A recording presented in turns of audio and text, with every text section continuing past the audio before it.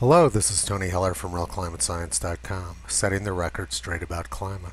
Climate alarmists haven't been doing too well with getting people to fall in line with their demands. They can't win a scientific debate, so they try to find messengers who are unimpeachable. Their latest attempt is a little blonde girl from Sweden in pigtails. The idea is that this little girl who's parroting the propaganda she's heard all her life is somehow wise and knowledgeable about science. Greta Thunberg doesn't bother to go to school because she believes that the world is going to end in a few years.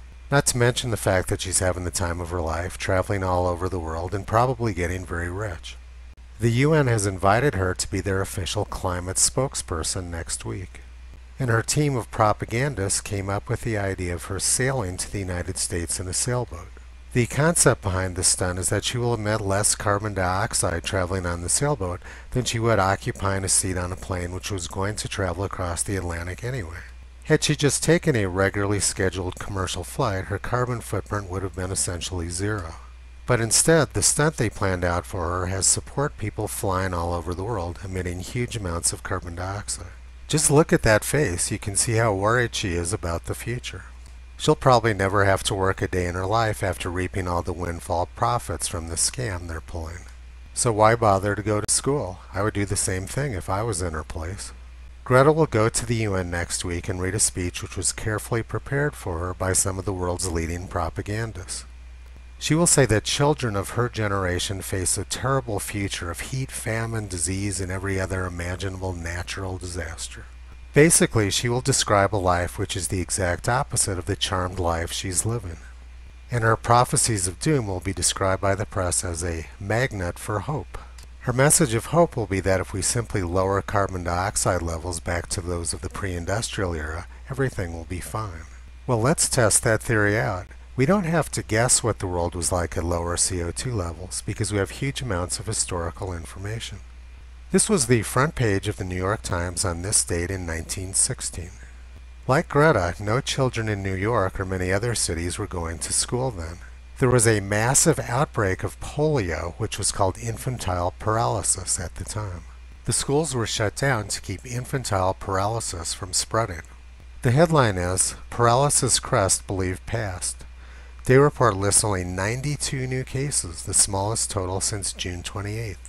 That's almost one new case of polio every 15 minutes, and that was a good day. Here's an article about the 1916 polio pandemic in the Open Microbiology Journal. Hospitals in New York were overwhelmed by the epidemic. These children in Billings, Montana were victims of the 1916 low CO2 polio pandemic.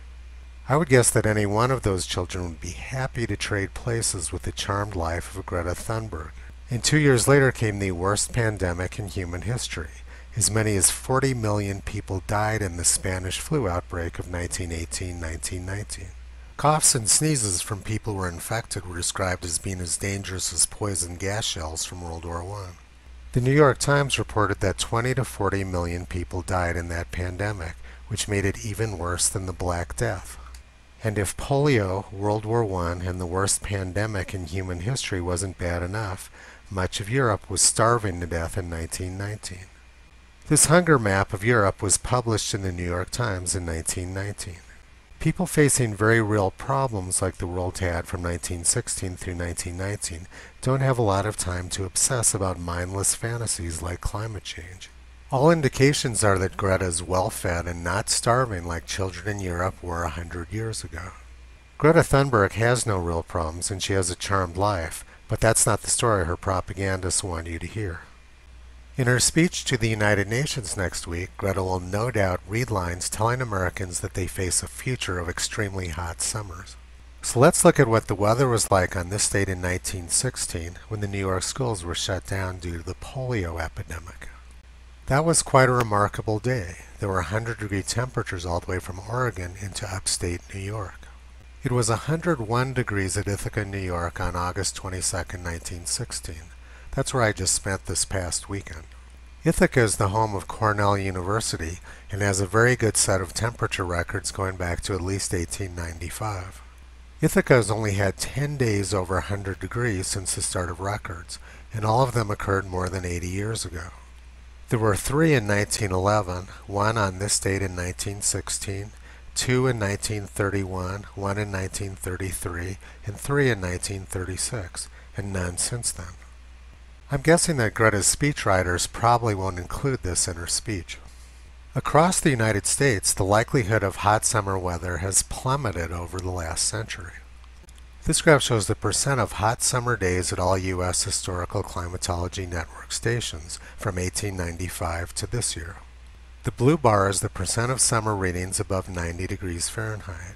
The red bar is the percent of summer readings above 95 degrees Fahrenheit. And the yellow bar is the percent of summer readings above 100 degrees Fahrenheit, or 38 degrees Celsius.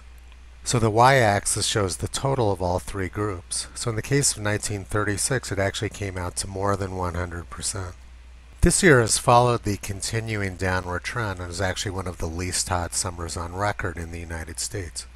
On this date in 1936, there were 100 and 110 degree temperatures all over the Midwest and eastern U.S. It was incredibly hot, kind of heat which we just don't see anymore.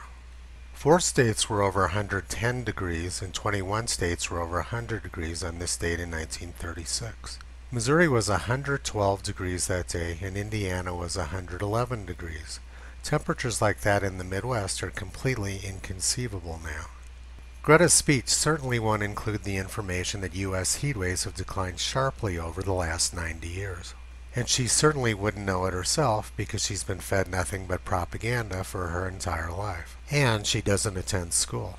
The former UN climate spokesman, Leonardo DiCaprio, is also a high school dropout. And he also likes to travel on his 450-foot yacht, which is always covered with climate models. The use of little blonde girls in pigtails is a long-standing tradition for propagandists. A little blonde girl in pigtails was one of the more famous icons of the German National Socialists in the 1930s. The one they chose in the 1930s also happened to be the daughter of Heinrich Himmler. I was listening to an NPR discussion the other day where they were talking about flight shaming people over their plane travel. The discussion was so absurd and meaningless it made me think of the days when scholars argued over how many angels could dance on the head of a pin.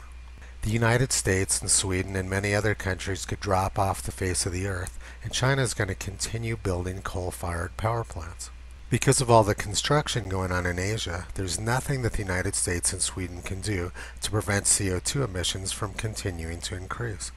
The New York Times describes building hundreds of new coal-fired power plants as joining the climate fight. Sometimes it's difficult to believe that there's people evil enough to try to achieve their political goals by scaring children, but that's exactly what's going on. The desperate tactics of using this little girl for propaganda seems doomed to failure, and we all need to do our part to make sure that's the case. Visit Toto on the web at realclimatescience.com. He's been pulling back the curtain on junk science and propaganda for a long time.